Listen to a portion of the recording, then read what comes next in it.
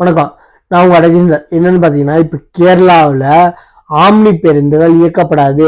Omni பேருந்து உரிமையாளர்கள் சங்கம் அறிவிப்பு.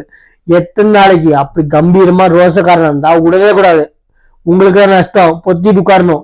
அதே மாதிரி இன்று 7ஆம் தேதி இன்று முதல் கேரளாவுக்கு ஆம்னி பேருந்துகள் இயக்குவது என அனைத்து ஆம்னி பேருந்து உரிமையாளர்கள் சமூகத்தின் முடிவு.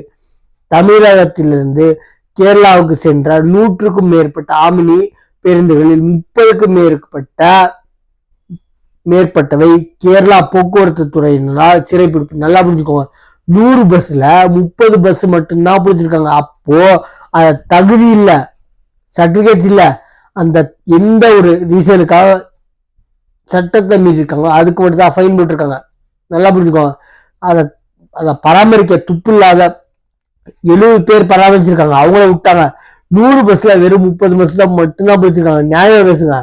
100 பஸ் பிடிச்சி அனாவசியமா ஃபைன் போட்டுருந்தாங்கன்னா சரி, வரவே இருக்கிறேன். நீங்க பண்றது, நீங்க ஆக்சுவலி இந்த மாதிரி ஸ்ட்ரைக் பண்ணீங்கன்னா பிரச்சனை உங்களுக்கு தான். ஒழுங்கா பராமரிச்சு சீசன் டைம்ல 1000 ரூபாய் வசூலிக்கிறதுல 10,000 ரூபாய் வசூலிக்கிற ஆம்னி பஸ் சில பேர் இருக்காங்க. எல்லாரும் இல்ல, சில பேர் நியாயமா அந்த சட்டத்தை பின்பற்றி யூஸ் பண்ற ஆம்னி பஸ் 70 பேர் இருந்திருக்காங்க. இந்த ஃபைன் போடுறதுல 100 பேர்ல 100 பஸ்ல 30 பஸ் மட்டும் தான் பிடிச்சி ஃபைன் போட்டிருக்காங்க.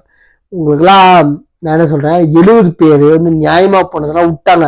30 பேர் ஃபைன் போட்டிருக்காங்கன்னா நீங்க சட்டத்தை பின்பற்றி அது தகுதியான பஸ் இல்லை அப்படின்ட்டு நல்லா புரிஞ்சுக்கோங்க.